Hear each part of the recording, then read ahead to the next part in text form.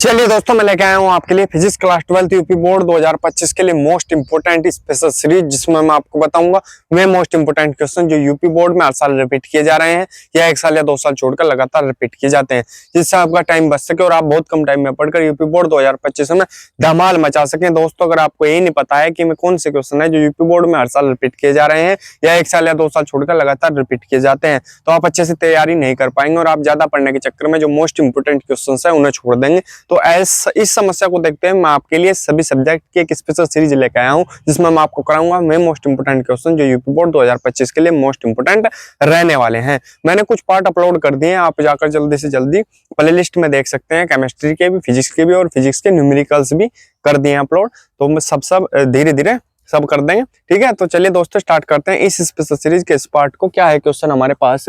कार्यफलन मैं कराऊंगा मैं जो मोस्ट इंपोर्टेंट क्वेश्चंस हैं और जो यूपी बोर्ड में हर साल लगभग रिपीट किए जा रहे हैं या जिनके आने की संभावना 99% है। ठीक है, तो क्या है क्वेश्चन? कार्यफलन। कार्यफलन में देखेंगे कौन से सन में आया? 2016, 2018, 2019, 2020, 2023, 2024 यूपी बोर्ड में पूछा गया, लगातार आ रहा है भाई, मोस्ट इंपोर्टेंट है।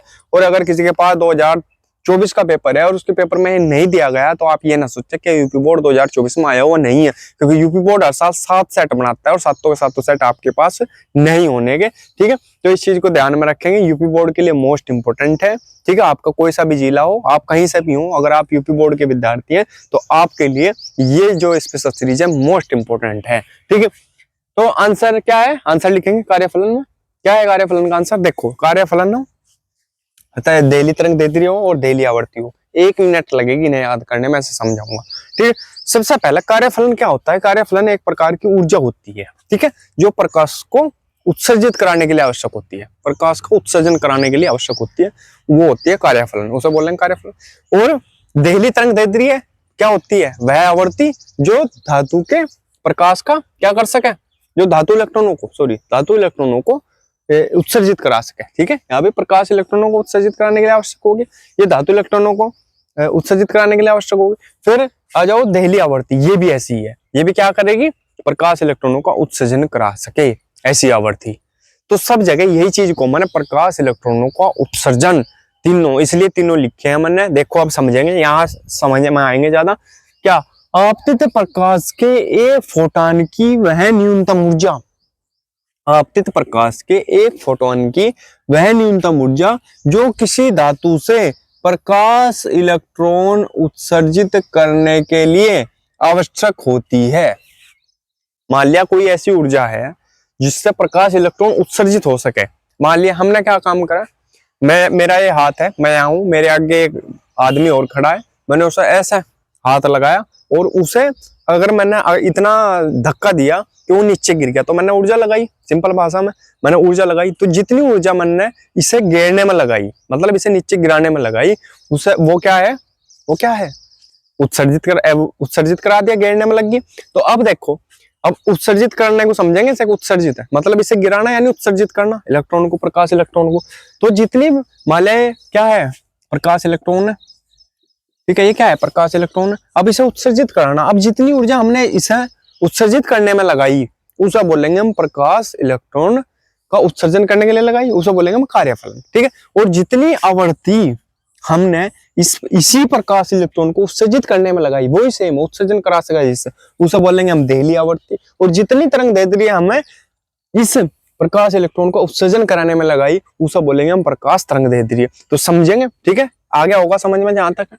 तो क्या? आपतित प्रकाश के एक फोटोन की वह न्यूनतम ऊर्जा जो किसी धातु से प्रकाश इलेक्ट्रॉन उत्सर्जित करने के लिए आवश्यक होती है, उस धातु का कार्यफलन कहलाता है। इसे W से प्रदर्शित करते हैं, कैपिटल W से सब प्रदर्शित करते हैं, न्यूमेरिकल्स में यूज है इसका। ठीक है, क्लियर आएगी।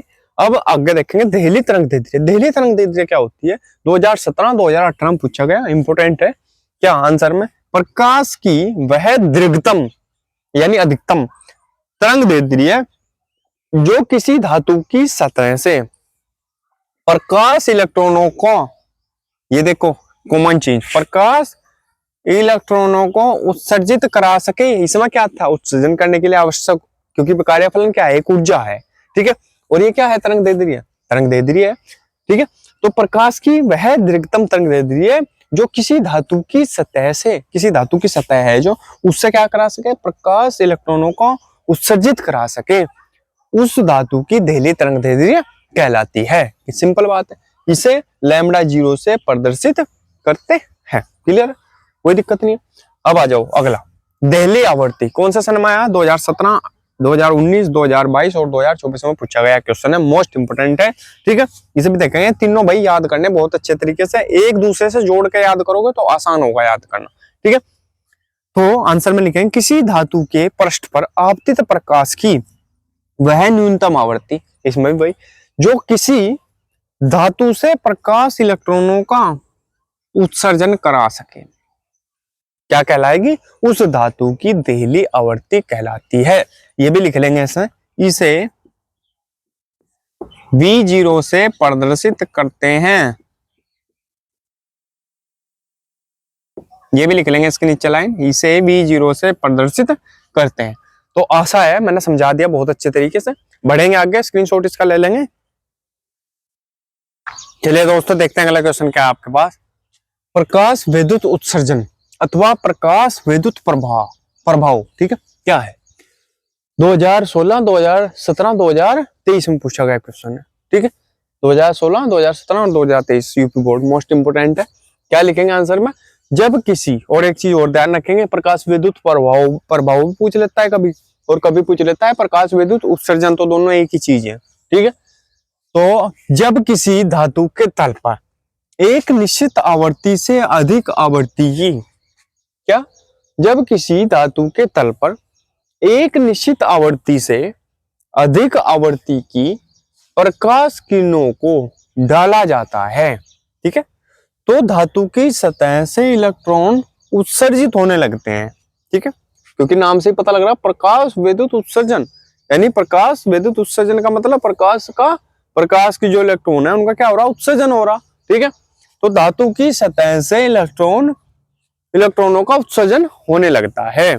इस घटना को क्या बोलेंगे हम? प्रकाश विद्युत उत्सर्जन कहते हैं। ठीक है, इसे हम बोलते हैं प्रकाश विद्युत प्रभाव।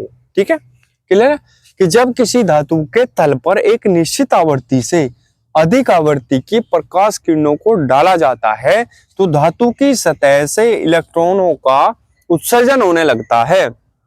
इस घटना को प्रकाश विद्युत उत्सर्जन कहते हैं। क्लियर है यहाँ तक? अब देखेंगे, छोटा सा पूछ लेंगे, प्रकाश विद्युत प्रभाव की खोज किसने की थी? 2024 में पूछा है। ठीक है, प्रकाश विद्युत प्रभाव की खोज किसने की थी? या ऐसे पूछ सकता है, प्रकाश विद्युत उत्सर्जन की खोज किसने की थी? 2024 में पूछा गया क्वेश्चन है। ठीक है, तो हेनरिक हर्ट्ज ने की थी। हेनरिक हर्ट्ज ने की थी, नाम याद रखेंगे, ऑब्जेक्टिव में भी पूछ लेता है, टिक मार्क। ठीक है, दूसरा प्रश्न है, देहली आवर्ती एवं कार्यफलन में संबंध कौन सा सन में आया? 2019 में पूछा गया क्वेश्चन है। आंसर में लिखेंगे क्या है? W बराबर H V0। ये क्या है? V0 क्या है? बताया था मैंने, क्या है? देहली आवर्ती क्या है? V0 देहली आवर्ती, और W क्या है? W बताया था, किससे प्रदर्शित कराएं? किसको प्रदर्शित कराएं W से? बताओ। कार्यफलन याद रखेंगे ना, ठीक है, अच्छी प्रकार से स्क्रीनशॉट इसका ले लेंगे। ठीक है, तो दोस्तों अगर वीडियो अच्छी लगी हो तो प्लीज वीडियो को लाइक कीजिए, कमेंट कीजिए और हमारे चैनल को सब्सक्राइब कीजिए और घंटी का बटन भी दबा लीजिए, जिससे आपको हमारी वीडियो की नोटिफिकेशन सबसे पहले मिल सके। मिलते हैं अगले वीडियो में, तब तक के लिए बने रहिए हमारे चैनल पर। धन्यवाद।